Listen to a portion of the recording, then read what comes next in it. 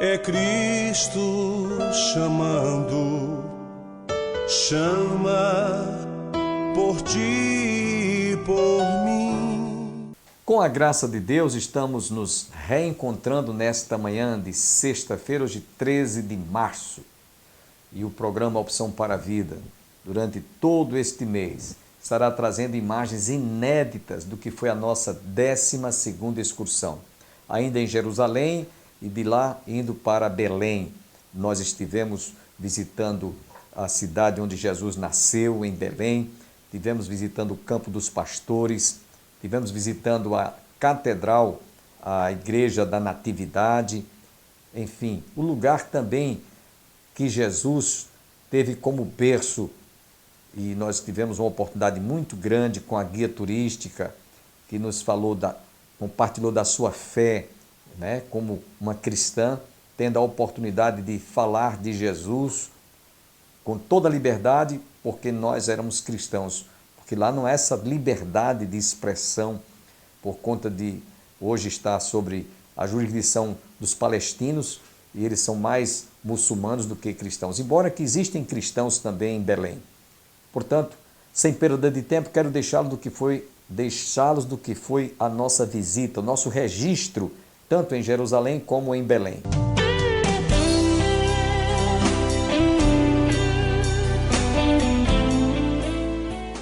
Então, pessoal, a gente subiu aqui no alto do Monte Tabor para conhecer a história que a gente acabou de ouvir, a história da transfiguração de Jesus. E aqui se constrói a Igreja da Transfiguração. Lembrando, pessoal, essa é uma igreja moderna construída sobre os restos das igrejas mais antigas. E essa igreja tem quantos altares?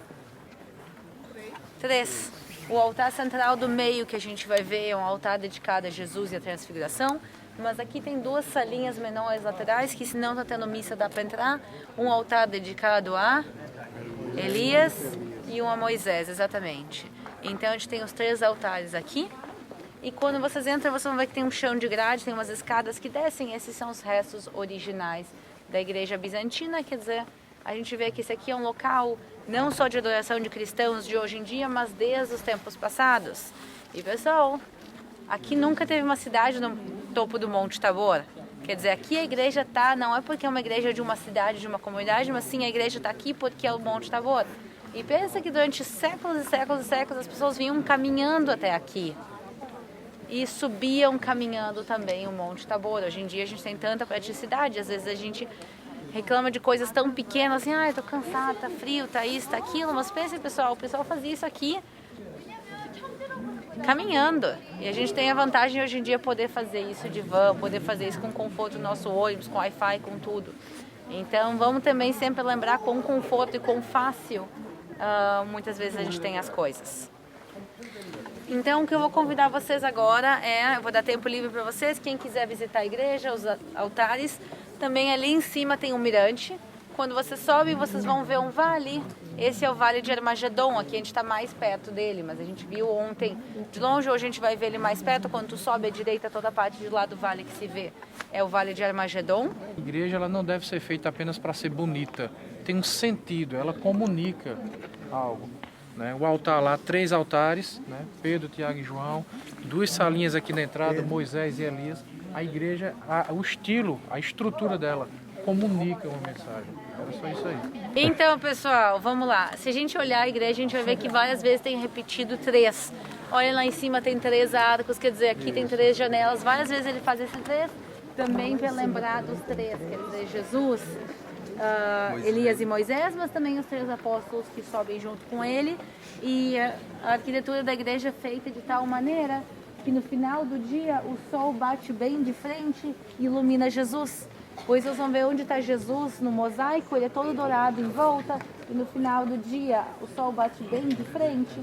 Para ser sincera, nesse horário do dia, a igreja está fechada normalmente, mas no final do dia o sol bate bem de frente e ilumina, quer dizer, Jesus ele também se enche de luz. Então também contar as histórias e contar a mensagem através da arquitetura é uma coisa importante, principalmente para quem vai construir igreja logo logo. Então Vamos tomar nota de todas essas coisinhas. E aqui em volta a gente vê os restos das igrejas antigas mais uma vez também. Aqui o que a gente está vendo, a maior parte é cruzada, mas tem também pátias bizantinas, pátias cruzadas e a igreja moderna, lembrando, durante séculos as pessoas subiam aqui caminhando para adorar. Chegamos no ponto culminante desta nossa visita. Aqui de cima do cimo do Monte Tabor, nós encontramos essa catedral que há pouco nós adentramos, onde ela está. Ela foi construída por um italiano, engenheiro, arquiteto, Antônio Barlucci. Conforme nós vimos, a nossa guia explicou, ele foi quem teve a ideia de fazer essa belíssima catedral, e ela tem 3 andares. De um lado direito existe um altar que foi construído e à esquerda também um segundo. O primeiro que nós ilustramos representa Moisés, que nesta visão, lá nesse Monte da Transfiguração, se apresentou, e do outro lado Elias. Conforme o pastor Robson já expôs, Elias representando os profetas e Moisés representando a lei. E Jesus estava ali trazendo a graça de Deus, o amor de Deus, para que todos ouvissem e ficassem confirmada que aquela visão estava testemunhada por João, Tiago, João e Pedro. Os 3 estavam ali, as 3 testemunhas terrenas e 2 outras testemunhas, no caso Moisés e Elias, e o Pai então coroou aquela visão no momento da transfiguração, dando-lhe esta mensagem: este é o meu Filho amado em quem me comprazo. Nesta hora, esses apóstolos, Pedro, Tiago e João, ficaram tão deslumbrados que eles caíram por terra e tiveram uma visão gloriosa aqui em cima deste monte, Monte Tabor. Quero ressaltar que este lugar, em 12 excursões que nós realizamos, sempre passávamos no sopé deste monte. Nunca tivemos a oportunidade de subir.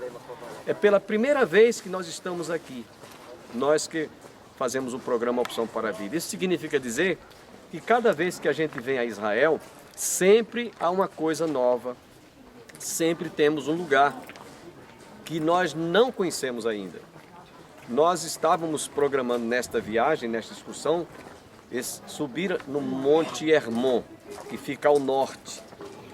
Porém, além de estar chovendo muito, ficou interditado porque não tínhamos como ter acesso. Certamente, numa outra excursão, nós iremos visitar o Monte Tabor.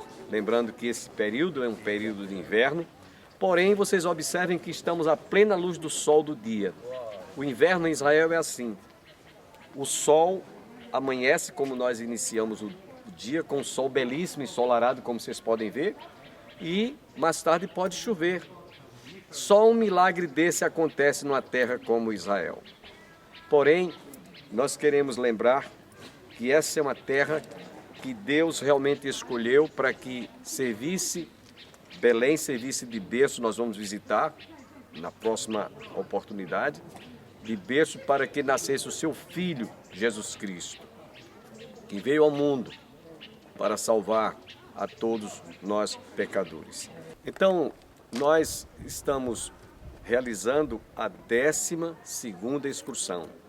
E como nós falamos, as nossas excursões, todas as vezes que a gente vem, sempre há um lugar diferente que nós não visitamos ou não conhecemos ainda. Esse é um dos lugares, o Monte Tabor, o Monte da Transfiguração, onde nós vimos atrás esta catedral, esse templo suntuoso que foi construído. Ele tem 3 andares. E esses 3 andares, como dissemos, a nossa guia fez a explicação. O primeiro andar tem um templo à direita e à esquerda. Moisés está à esquerda do templo e Elias à direita. Esse templo representa aquele momento da transfiguração em que naquela visão apareceu Moisés e Elias. Elias representando os profetas e Moisés representando a lei. Lá no livro de Lucas, no Evangelho de Lucas, capítulo 23, verso 23, nos diz que a lei e os profetas duraram até João. Então, a lei representada por Moisés, os profetas representados por Elias, e ali estava Jesus, o Filho de Deus, para mostrar que ele representando assim a graça de Deus, o amor de Deus revelado através do seu Filho, que veio ao mundo para buscar e salvar o que estava perdido, conforme vemos lá em João 3,16, porque Deus amou o mundo de tal maneira que deu o seu Filho unigênito para que todo aquele que nele crê não pereça, mas tenha a vida eterna. A última parte do templo tem a visão, isto é, uma estampa, representando a pessoa do Senhor Jesus, que ouviu aquela voz do céu: este é o meu Filho amado em quem me comprazo. Observe que a Bíblia nos mostra que a voz de Deus foi esta: esse é o meu Filho amado. Não disse essa é Maria, ou esse é Pedro ou João, a quem vocês devem ouvir. Esse é o meu Filho amado, é Jesus Cristo, a Ele ouvi. Então nós, como cristãos, devemos entender que Jesus é o mediador entre Deus e os homens, conforme diz Paulo. Não há nem outro nome dado entre os homens pelo qual importa que nós sejamos salvos. Há um só mediador entre Deus e os homens, por isso que Jesus estava ali. Os apóstolos, quando tiveram aquela visão, caíram por terra. Eles ficaram espantados, eles ficaram extasiados e fizeram um pedido a Jesus: Senhor, bom estarmos aqui, façamos 3 tendas, uma para ti, uma para Moisés e outra para Elias.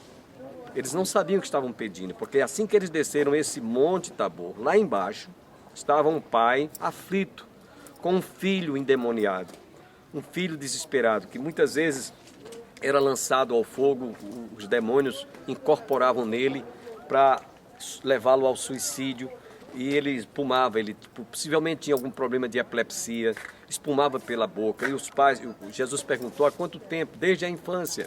Jesus então, naquela hora, expulsou os demônios que estavam incorporados na vida daquele jovem. Era uma família aflita, era uma família angustiada. Pedro, Tiago e João não souberam o que estavam pedindo a Jesus. Bom estarmos aqui, porque Jesus sabia que lá no pé do monte eles precisavam de socorrer uma família aflita. Quantas famílias hoje estão desesperadas? Quantas famílias estão angustiadas, aflitas, pedindo socorro? E Jesus então mostrou aos apóstolos que eles não estivessem apenas com aquela visão daquele gozo, daquele êxtase espiritual, mas que eles também tivessem uma visão das vidas que estão aflitas, das famílias que estão desesperadas, precisando de socorro. Por isso Jesus desceu e encontrou aquela família que estava realmente necessitada. Aquele rapaz precisava de uma libertação. Nós vamos deixar aqui com esta breve reflexão, porque temos outros lugares aí. Eu convido você que não viajou conosco, se programe para a nossa próxima excursão. Não sabemos, provavelmente daqui a 2 ou 3 anos nós faremos uma outra excursão e você, quem sabe, poderá vir conosco. Países vizinhos. Desses 2 países têm relações diplomáticas com Israel. Um deles é o Egito. O primeiro país árabe a fazer acordo de paz oficialmente com Israel foi o Egito, nos anos 70.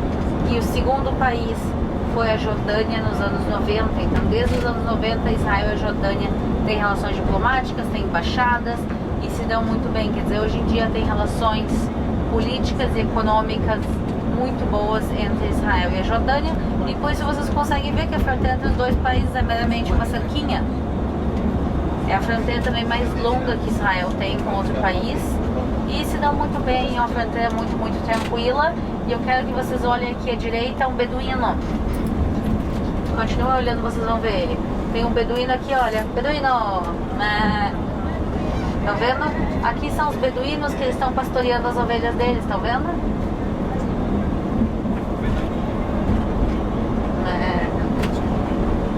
Então aqui normalmente se usa burro, não se usa cavalo realmente a pastorear. Os burros são mais adaptados a esse clima. Então a gente aqui na Samaria e também na Judeia, principalmente no deserto da Judeia e no deserto do Negev, a gente tem ainda beduínos. Depois a gente viaja, a gente vê eles pastoreando suas ovelhas, a gente vê camelos, quer dizer, a gente vê os animais daqui. Já ouviram alguma vez a expressão que diz: a terra de Israel emana leite e mel? Vocês olhem em volta de vocês, pessoal. Olhem a Samaria. Essa aqui é a Samaria. Vocês estão vendo muitas flores por aqui? Sim, não, não. Vocês viram muitas flores até agora, tirando as flores que são plantadas em jardim. Naturalmente em Israel tem muita flor. E quer dizer que tem muita abelha? Quer dizer que tem muito mel? Então como é que a terra de Israel emana leite e mel? Vocês estão vendo vacas por aqui? Da onde emana leite então? E da onde emana mel? Pessoal, a Bíblia, quando ela fala de leite, ela não fala de leite de vaca, ela fala de leite de cabra.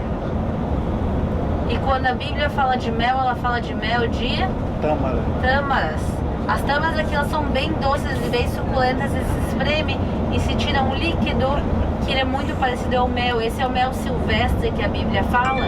Então a terra de Israel, ela emana leite de cabra e mel de tâmaras. Eu vi alguns já provaram no Rio Jordão, tiveram alguns que já provaram mel de tâmara. Então, pessoal, e aqui a gente consegue ver como é realmente a terra emana mel de tâmaras. Olha aqui, por onde a gente olha, a gente vê tâmaras e tâmaras e tâmaras e tâmaras e tâmaras. E realmente a gente consegue ver aqui a terra emanando mel de tâmaras. E nós estamos indo para a cidade de Jericó. Agora, o que eu quero contar para vocês é que a cidade de Jericó fica na Autoridade Palestina. Isso quer dizer, o que quer dizer Autoridade Palestina, Aline? A Autoridade Palestina quer dizer que é uma zona auto-administrada pelos palestinos. Isso quer dizer que eles têm as próprias eleições. Como eu falei, não tem eleição há muito tempo, mas eles têm o próprio governo, o próprio presidente, eles têm os próprios impostos, que são bem mais baixos que os de Israel. Eles têm o próprio sistema de saúde, o próprio sistema de educação. Então é uma zona auto-administrada, mas outra vez, não é como se fosse um país independente. Então, por isso também a Autoridade Palestina é bem mais barata que Israel. Para a gente ter uma comparação, pessoal, o salário mínimo da Autoridade Palestina não tem salário mínimo oficial, mas as pessoas em geral ganham por volta de 1.200 shekel por mês. Quanto é o salário mínimo em Israel? 5.300 shekel. O salário médio em Israel é 10.000 shekel. Então a gente pode ver de um lado é 1.000 shekel e de outro lado é 5.000. Também obviamente tem a diferença do custo de vida, mas por isso muita gente da Autoridade Palestina trabalha em Israel. Hoje em dia tem 2 milhões de pessoas morando aqui na Cisjordânia, na parte palestina da Cisjordânia. Desses 500 mil têm visto de trabalho para Israel. Contando que as mulheres em geral não trabalham, elas ficam só em casa. Isso quer dizer que dos homens a metade tem visto para trabalhar em Israel. E por isso muita gente cruza a fronteira e vai e vem todos os dias. E por isso, por exemplo, tu vai numa zona de construção em Israel, numa construção civil, construção de um novo edifício, tu vai ver que o pessoal é ou chinês ou palestino, o pessoal que trabalha. Agora a gente está viajando dentro de uma região que se chama a Cisjordânia. Essa é a Cisjordânia, pessoal. Que tanto se fala na TV, que é perigoso, que tem guerra, e tem isso, e tem aquilo. Agora a gente está viajando dentro da Cisjordânia faz mais de 1 hora. E se eu... Hã? As balas passando. As balas passando. A gente está viajando aqui há mais de 1 hora. E a coisa mais perigosa, acho que a gente viu, são as ovelhas que a gente viu no caminho. Então, a Cisjordânia é super, super tranquila. E a gente entrou na Cisjordânia, a gente passou pelo checkpoint, mas não se vê ele praticamente. Quando a gente estiver passando em Jerusalém, a gente vai passar por outro, eu mostro pra vocês. Que o checkpoint é como a gente chama a fronteira entre Israel e a Cisjordânia. Dentro da Cisjordânia, a Cisjordânia é dividida entre zonas A, B e C. As zonas A, de Autoridade Palestina, são zonas auto-administradas dos palestinos. A zona B, ela é meio a meio. E a zona C, ela é a zona de controle israelense. Então, onde a gente está agora é controle israelense. Para onde a gente vai passar depois é controle da Autoridade Palestina. Não tem fronteira física entre um lado e o outro. Quer dizer, aqui na Cisjordânia não tem nenhuma cerca, nenhum muro que divide aqui dentro. Simplesmente tem placas na estrada. Então tem placas, de vez em quando se vê placas vermelhas grandes e está escrito: você está entrando na zona A zona é proibida para a entrada de israelenses. Quer dizer, judeus israelenses são proibidos de entrar dentro da Autoridade Palestina, e por isso tem as placas na estrada dizendo que não se pode passar. Mas na prática não tem fronteira física. E por isso aqui a placa, ó, vocês vão ver. Tá vendo aqui a placa à direita? e só a direita. A placa aqui é da direita. Essa aqui? Bem-vindos à Autoridade Palestina! Ei. Cadê as bombas? Então, pessoal, como vocês podem ver, é um pouco diferente do que se vê na TV. Não tem policiais, não tem policial palestino, não tem policial israelense, não tem ninguém aqui dentro, ninguém tá nem aí. É uma questão muito mais técnica do que outra coisa. Então, a partir de aqui, os impostos são diferentes, a jurisdição é diferente. Então, bem-vindos à Autoridade Palestina. A gente está chegando em Jericó em alguns minutos. Em Jericó, a gente vai ver algumas coisas no caminho. A gente vai também fazer parada em Jericó para compras. Porque, especificamente pelo fato de a Autoridade Palestina ter menos impostos, as coisas são mais baratas.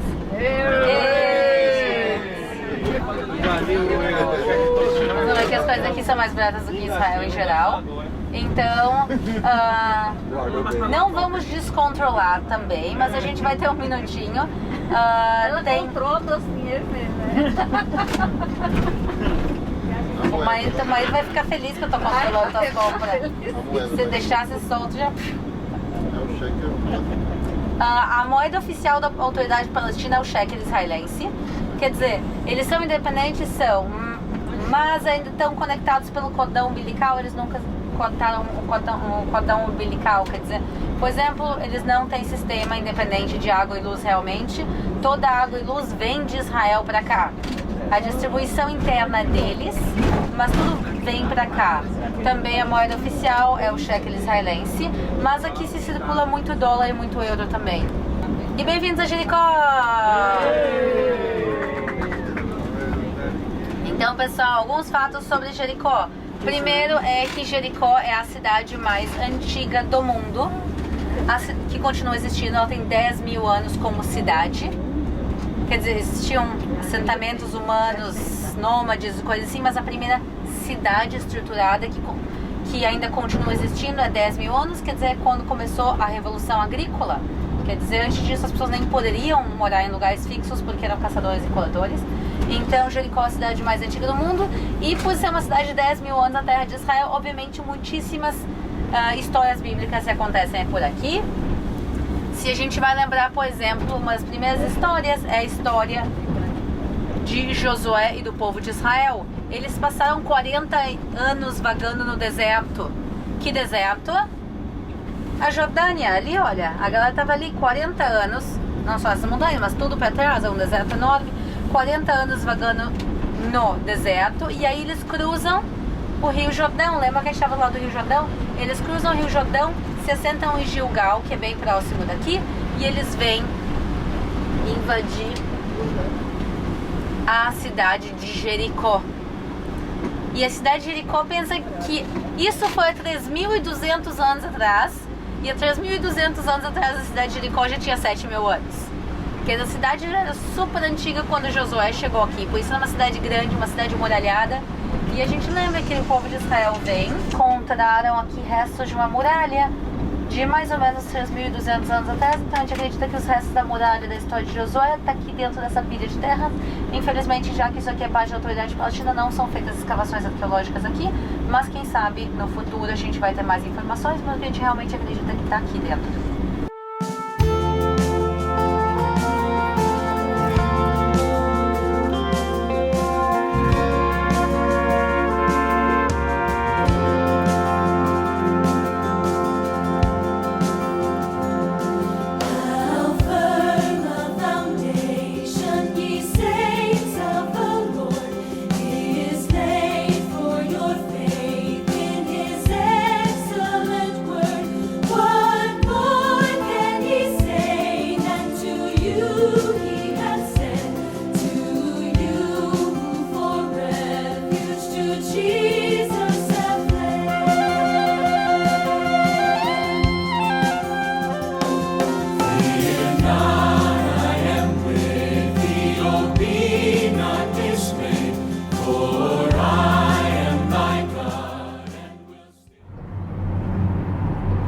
Enquanto subimos no teleférico, nós estamos aqui registrando algumas imagens das ruínas das muralhas de Jericó, abaixo, certo? Dessas Tamareiras. Aqui está as ruínas de Jericó. Jericó também é conhecida como a cidade das palmeiras.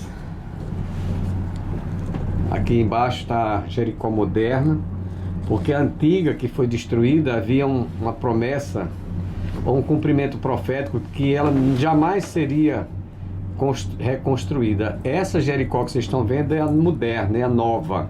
A antiga, ela jamais foi reedificada, certo? Está naqueles escombros, em cumprimento da promessa e da profecia bíblica que o Senhor fez no Antigo Testamento. A cidade mais antiga do mundo, ela não mais existe, certo? Ela foi destruída. Porém, a Jericó moderna é essa que vocês estão vendo aqui. E nós estamos subindo aqui para o Monte da Tentação, onde Jesus foi tentado. Estamos deixando aí a cidade moderna. Aqui abaixo vocês estão vendo algumas estufas de plantações, certo? E nada se perde nessa terra, tudo se aproveita, todo espaço para a plantação é aproveitado, certo? Lá está a Jericó antiga. Lá do outro lado do monte é a Jordânia. Inclusive lá está, do outro lado, o Monte Nebo, onde Moisés subiu e de lá avistou a cidade, a terra prometida. Deus havia falado a ele que porque ele havia ferido a rocha. A primeira vez era para ele ferir a rocha, como foi realmente dada a ordem pelo Senhor. A segunda vez ele irou-se e era para falar a rocha. Ele, porém, em vez de falar, ele feriu a rocha. Daí o Senhor ter impedido que ele adentrasse na terra prometida. De lá ele apenas avistou com seus olhos. O Senhor disse, mas as plantas dos teus pés não pisarão na terra prometida. Ele teve de lá a visão de avistar toda a terra prometida. Porém não teve a oportunidade de entrar por conta da sua desobediência. Nós vemos aqui o quanto custa caro desobedecer a palavra do Senhor. Ok, pessoal, a gente subiu agora o Monte da Tentação. O nome do monte é porque o que acontece aqui com Jesus? Jesus é batizado no rio Jordão. Em que trecho dele? No lugar que a gente chama hoje em dia de Qasr El-Yehoud. Agradecemos a você, telespectador, que esteve conosco durante mais uma semana, viajando por toda a Terra Santa durante a nossa peregrinação, pela ocasião da nossa 12ª excursão à Terra Santa. Programa-se para a 13ª excursão, que será agendada para junho de 2022. Para maiores informações, você pode ligar para o fone 083 9149 3993, repetindo 9149 3993, que aparece abaixo aí do seu vídeo. Você pode entrar em contato conosco após o programa. Neste domingo, vá à igreja mais próxima da sua casa. Se você quiser nos dar o privilégio de fazer-nos uma visita, a Igreja do Calvário está situada às margens do Açude Velho, no entorno ali do Giradouro, no início da Avenida Brasília. Igreja do Calvário, nós temos escola dominical às 9 horas, culto divino às 18 horas. Às terças-feiras nós temos culto de oração para a família e às quintas-feiras nós temos estudo bíblico. Você está cordialmente convidado com a sua respectiva família. Tenham todos um bom dia, um bom final de semana e até a próxima segunda-feira, se Deus quiser.